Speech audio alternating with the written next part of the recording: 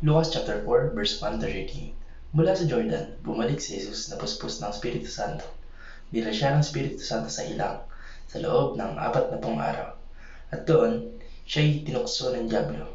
Di siya kumain ng anuman sa buong panahong iyon, kahit siya'y nagutom. Sinabi sa kanya ng dyablo, "Kung ikaw ang anak ng Diyos, iutos mong maging tinapay ang batong ito." Ngunit ang sagot ni Kristo, nasusulat na ang tao'y hindi lamang sa tinapay nabubuhay. Dinala siya ng dyablo sa isang napakataas na lugar. At sa ilang saglit ay ipinakita sa kanya ang lahat ng kaharian sa buong daigdig. Sinabi ng dyablo, "Ibibigay ko sa iyo ang pamamahala sa lahat ng kahariang ito at ang kadakilaan nito. Pinagkaloob ito sa akin at may bibigay ko sa kanino mang naisin ko. Kaya't kung ako'y sasambahin mo, magiging sa iyo ang lahat ng ito." Ngunit sumagot si Jesus, nasusulat na ang Panginoong mong Diyos ang dapat mong sambahin at siya lamang ang dapat mong paglingkuran. Dinala siya ng dyablo sa taluktok ng templo sa Jerusalem at sinabi sa kanya, "Kung ikaw ang anak ng Diyos, magpatihulog ka dahil nasusulat sa kanyang mga anghel, ika'y itatagubilin. Siya'y uutusan upang ikaw ay ingatan at sa kanilang mga kamay, ika'y aalayan. Nang sa mga bato, paa mo'y hindi masaktan." Subalit, sinagot siya ni Kristo, nasusulat, huwag mong subukin ang Panginoon mong Diyos. Pagkatapos pong tuksin ni Jesus sa lahat ng paraan, umalis na ang dyablo at naghintay ng ibang pagkakataon. Magandang araw. Ang tatalakayin pa natin ngayong araw sa ating daily devotion ay ang Jesus Counterattack.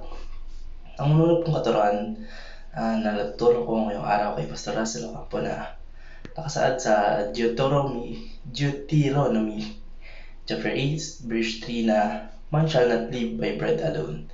Ito po yung ginamit ni Kristo na quote kanina na binasa po nating talata na yun para ituloy po yung panunokso ni Satanas nang tinutukso siyang gawing bato po yung tinapay. Nakasaad po sa talatang ito na he humbled you, causing you to hunger and then feeding you with manna, which neither you nor your ancestor had known, to teach you that man does not live on bread alone, but on every word that comes from the mouth of the Lord. Ito po ang nagpapatunay na tayo ay hindi nabubuhay lamang sa tinapay o sa pagkain lamang, kundi nabubuhay po tayo sa salita ng Diyos. Ang natutunan ko naman po sa pangalawang kataraan ni Pastor Russell Ocampo na worship the Lord your God and serve Him only, na nakasaad sa talatang Deuteronomy chapter 6 verse 13.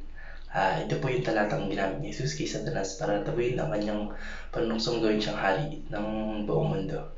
Basta sambahin niya lamang si Satanas. Ngunit hindi po nagpatukso doon si Jesus at sabi niya, nakasaad sa sinabi ng Diyos na fear the Lord your God, serve Him only and take your oaths in His name. Ang natutunan ko naman po sa pangatlong kataraan ni Pastor Russell Ocampo na nakasaad sa Deuteronomy chapter 6 verse 16 ay huwag po nating susubukin ang Panginoong Diyos. Ito rin po yung huling ginamit na talata ni Jesus para itaboy si Satanas. Dahil gusto po ni Satanas na patalunin po si Jesus sa tuktok ng templo ng Jerusalem. Ngunit ang sabi po ni Jesus na ay, do not put the Lord your God to the test as you did at Massa. Nung matapos po lahat ng bawat panunokso ng dyablo ay siya ay umalis at iniwan niyo po si Jesus. Yun lang po. Maraming salamat and God bless. Amen.